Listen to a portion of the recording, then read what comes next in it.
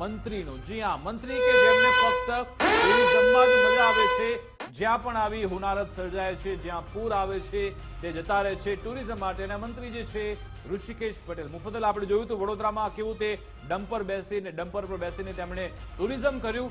હવે વારો આવ્યો કચ્છમાં કે જ્યાં એક ભેદી બીમારીના કારણે 16 લોકોના મોત થઈ જાય છે અને આ મોત ઉપરથી મંત્રીજી હાથ ખંખેરવાની વૃત્તિ દાખવી રહ્યા છે। આરોગ્ય મંત્રી ઋષિકેશ પટેલે ચર્ચાસ્પદ નિવેદન આપ્યું। તેમણે કહ્યું કે દવાખાને લોકો ન આવ્યા તેમના કારણે મોત થઈ ગયા।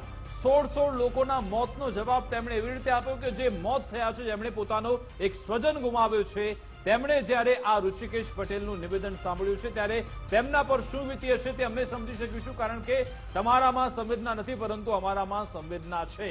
આ ઋષિકેશ પટેલ એવું કહી રહ્યા છે કે કેટલાક લોકો એવા છે જેમને પહેલાથી જ ગંભીર બીમારી હતી। આ 16માંથી 5 એવા હતા કે જેમને ગંભીર બીમારી હતી, બીજા 11 એવા હતા કે જેમની માનસિકતા જેવી છે, હોસ્પિટલ જવા નથી માંગતા, તેમના કારણે મોત થયા છે। સાહેબ, ઘણા એવા લોકો છે રાજકોટ આવ્યા હતા, અમદાવાદ આવ્યા હતા, તેમને સારવાર યોગ્ય ન મળી, લેટ મળી સારવાર, તેમના કારણે તેમના મોત થયા। મંત્રીજીએ જ્યારે પ્રેસ કોન્ફરન્સ કરી, એમણે જ્યારે પત્રકારોના સવાલોના જવાબ આપ્યા તો ઘણી બધી બાબત છે જે ઘણા બધા લોકોએ કદાચ માર્કઆઉટ નથી કરી કે મીડિયામાં એનું કવરેજ થયું જ નથી, ચર્ચા જ નથી એની।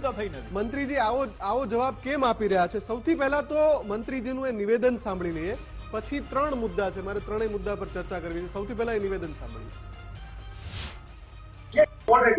પરંતુ આપણે આમાં તો ગાંધીનગર લેવલે પ્રમોશન આપીને તમે જિલ્લા આરોગ્ય અધિકારી મૂકી શકાય, 2 વર્ષ સુધી આ વડા મોટા જિલ્લામાં ટૂંક સમયમાં એ પ્રક્રિયા આપણે પૂરી કરી। પરંતુ આપણે આમાં તો ગાંધીનગર લેવલે પ્રમોશન આપીને તમે જિલ્લા આરોગ્ય અધિકારી મૂકી શકાય, 2 વર્ષ સુધી આ વડા મોટા જિલ્લામાં આપણે ટૂંક સમયમાં એ પ્રક્રિયા આપણે પૂરી કરી છે કે અહીંયા 2 વર્ષથી મુફદ્દલ જિલ્લા આરોગ્ય અધિકારી અહીંયા છે જ નહીં। પત્રકારે સવાલ પૂછ્યો કે સાહેબ, તમે પ્રમોશન આપીને કે કોઈ પણ રીતે ગાંધીનગરથી તમે અહીંયા અધિકારી મૂકી શકો છો, ત્યારે શું કહે છે? આ ભાઈ કરીશું, ચલો ને, તમે કીધું છે 2 વર્ષ સુધી અધિકારી ના હોય, એટલે કે અહીંયાનો જે વિસ્તાર છે તે રેઢિયાર મૂકેલો છે, તેમને કોઈની પડી જ નથી। બીજી સૌથી મહત્વની બાબત મુફદ્દલ તમે જે કહેવા માંગતા, એટલે જે બીજી આપણે એમની પ્રતિક્રિયા પહેલા સાંભળી લઈએ, એ પ્રતિક્રિયા આવી જાય પછી આપણે એના ઉપર ચર્ચા કરીએ। લગભગ 5 જેટલા હાર્ટ સ્ટ્રોક અને કેન્સર જેવા બીજા રોગોના કારણે મૃત્યુ થયા છે, અને જે 11 મૃત્યુ છે એ આ તાવના કારણે થયા હોય એવું આપણને માલુમ પડ્યું છે। અને જે તાવ આવે છે એ શરૂઆતથી થઈ અને લગભગ 5-7 દિવસમાં એ થોડું ગંભીર સ્વરૂપ પકડે છે, અને આના જે મુખ્ય લક્ષણો જો શરૂઆતના દિવસોમાં આ તાવની ટ્રીટમેન્ટ કરવામાં આવે તો લગભગ એ સારવારમાં આપણને સાથ મળી જાય છે ને સારવારમાં રિઝલ્ટ પણ આપણને મળે છે। પરંતુ ક્યાંક મોડા દવાખાને આવવાના કારણે, 3-4 દિવસ પછી આવવાના કારણે આ મૃત્યુ થયાનું માલુમ પડે છે।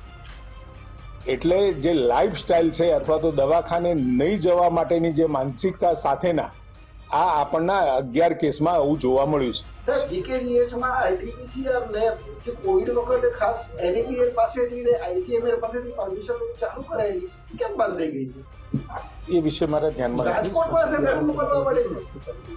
આપ જે પ્રશ્ન પૂછી રહ્યા છો એ આજથી ચાલુ થઈ રહી છે। શા માટે બંધ? કારણ કે એ જરૂર નહોતી પડી, અને જરૂર પડે આ એક ઇમરજન્સી ઓલ ઓફ સડન આ 3જી તારીખથી 10મી તારીખ સુધીમાં જે 11 મૃત્યુઓ અને જે 5 બીજા કારણોસર જે મૃત્યુઓ થયા એ પ્રકારની પરિસ્થિતિ નથી। અને આરટીપીસીઆર લેબની અંદર પર્ટિક્યુલરલી કોવિડ માટે જે તે વખત આપણે સ્થાપિત હતી, અને આમાં પણ આ બધા દર્દીઓમાં કોવિડ નથી, કોવિડ નેગેટિવ છે, પોઝિટિવ નથી।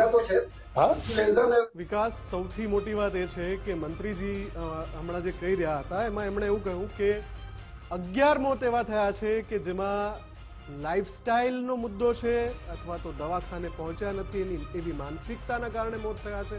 એટલે મંત્રીજી, જ્યારે તમે એક ભેદી રોગ કે જેમાં 16 લોકોના જીવ ગયા છે એક પંથકમાં, ખાલી એક એરિયામાં, કચ્છ વિસ્તારમાં, અને તમે જવાબ એવો આપો છો કે આમાંથી 11 મોત તો એટલે થયા છે કે લોકો દવાખાને નથી ગયા, લોકોની માનસિકતાને તમે કારણ આપી દો, તો મંત્રીજી એવું નથી લાગતું કે અહીંયા ક્યાંક ને ક્યાંક હાથ ખંખેરવાની વૃત્તિ હોય? સવાલ તમારા પર આ થઈ રહ્યો છે, અને સાથે સાથે તમે આની પહેલા પણ જ્યારે ચાંદીપુરમ રોગ છે એ વખતે સવાલ પૂછાયો હતો ત્યારે ઋષિકેશભાઈએ જ કહ્યું હતું કે પુણેમાં ટેસ્ટ કરાવવાની જરૂર નહીં પડે, આપણે અહીંયા વ્યવસ્થા કરી બરાબર, આ રાખીએ છીએ. પુણેનો મુદ્દો ક્યારથી ઉઠ્યો હતો? જ્યારે કોરોના બીમારી આવી ત્યારે આપણે રાહ એ તો જોતા બહુ હતા કે પહેલાની વાત ક્યારે- કરો છો. એટલે એ હું તો વખતે હમણાં recentમાં પણ એટલે મંત્રીજી બોલ્યા હતા, એ દર્શક ચાંદીપુરા મિત્રોને વખતે જણાવ્યું હતું કે વર્ષોથી ચાલતું આવતું હતું કે આપણે પુણે રિપોર્ટ મોકલવા પડતા હતા, રાહ જોતા હતા કે ક્યારે પુણેથી રિપોર્ટ આવે, પછી બધું ડાયગ્નોઝ થતું હતું, પછી આપણને ખબર પડતી હતી. આ બધા સવાલ મીડિયાએ સતત ઉપાડ્યા કે આપણે ગુજરાત આટલું વિકસિત મોડલ છે અને રિપોર્ટ આપણે પુણે માટે મોકલવા પડે, ત્યારે જઈને પછી આ બધી જે લેબ છે તે શરૂઆત થઈ હતી. પછી તમે જે વાત કરી ચાંદીપુરા, અને પછી આ લેબ પાછી બંધ થઈ ગઈ. ચાંદીપુરા વાયરસ આવ્યો ત્યારે પણ બધી વાતો કરી કે લેબ ચાલુ છે, પરંતુ આજે હવે ફરી જાણવા મળ્યું છે કે આવી લેબ છે જ નહીં, ચાલુ જ નથી. અને આજે પણ ગુજરાત પુણે પર જાણે કે આધાર રાખી રહ્યું છે. જ્યારે ટેસ્ટ પણ આવી માટે બીમારી પુણે આવે પર છે આધાર. ત્યારે ટેસ્ટ માટે પછી આપણે તમે પુણે કહો જે છો કે સેમ્પલ મોકલવા લોકોની- આટલા દિવસો થઈ ગયા, હજુ સુધી રિપોર્ટ જ નથી આવ્યો. હા, કઈ હા, બીમારી છે ખબર રિપોર્ટ જ નથી આવ્યો, કઈ બીમારી છે ખબર નથી. અને એ પછી મારે જે ત્રીજો મુદ્દો જે કેવો હતો, આપણે કહ્યું ને કે 3 મુદ્દા પર અમે વાત કરીએ છીએ, એટલા માટે આ મુદ્દો અમે રાખી રહ્યા છીએ કે તમે જ્યારે બોલો છો મીડિયા સમક્ષ તો શું બોલો છો? તમે કહો છો કે લાઇફસ્ટાઇલ જવાબદાર છે, માનસિકતા જવાબદાર છે, પછી લેબ ટેસ્ટ માટે પુણે પર આધારિત રહેવું પડે છે. અને બીજી એક વાત તમે એવું કહ્યું કે અત્યારે કોઈ પણ જાતની ભયજનક કે ખતરાની સ્થિતિ નથી, સબ સલામત છે એવો રાગ તમે આલ આપ્યો, પણ તમને તો હજુ ખબર જ નથી કે આ કયો રોગ છે. બીમારી કઈ છે ખબર નથી બીમારી તમને. કઈ છે તો ખબર નથી. તમારી જોડે આરોગ્ય અધિકારી નથી, ત્યાં લેબ નથી, તો તમે કઈ રીતે કરી શકો કે ભાઈ અહીંયા તો સબ સલામત છે? તમે એવું કહી જ ના શકો. આ બધા જે સવાલ છે તેના જવાબ ઋષિકેશ પટેલે જાતે જ આપી દીધા છે, અને આ સવાલના જવાબ તમારે આપવા જરૂર છે, કારણ કે ગંભીરતા દાખવવાની જરૂર છે. એટલા માટે જ આ મુદ્દો અમે ઉઠાવ્યો છે. કોંગ્રેસ તરફથી પણ આ જ પ્રતિક્રિયા આપવામાં આવી છે, તેને સાંભળી લીધી.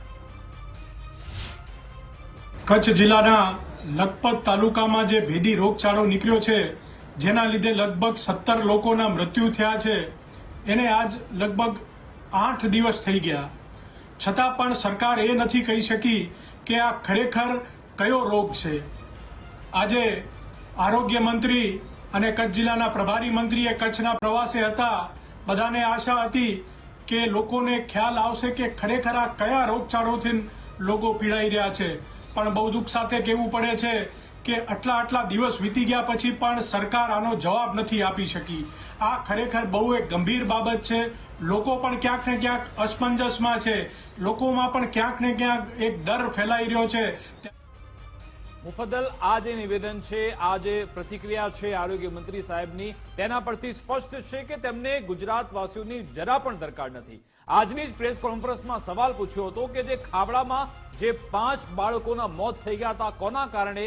તમારા કોન્ટ્રાક્ટરોના કારણે, કે ત્યાં સીધું લોકોને ગટરનું પાણી મળતું હતું. તમે જ આ વિસ્તારને કોલેરાગ્રસ્ત જાહેર કર્યો હતો, અને ત્યારબાદ 5 બાળકો આપણી વચ્ચે રહ્યા નથી. તે વખતે પણ તમે બેદરકારી દાખવી, અને હજુ પણ બેદરકારી દાખવી છે. અને સવાલ એ છે કે આ બેદરકારીનો અંત ક્યારે? મુફદ્દલ, બિલકુલ એ સવાલ ચોક્કસથી એનો જવાબ આપવો પડશે. મુદ્દાની વાતમાં આપણી પાસે સમયનો અભાવ છે. વિકાસ, આ જ રીતે જનતાના મુદ્દા ઉઠાવતા રહીશું, પણ આગળ આપ જોતા રહો ગુજરાત ફર્સ્ટ. વધુ સમાચારો માટે અત્યારે રજા આપશો. નમસ્કાર.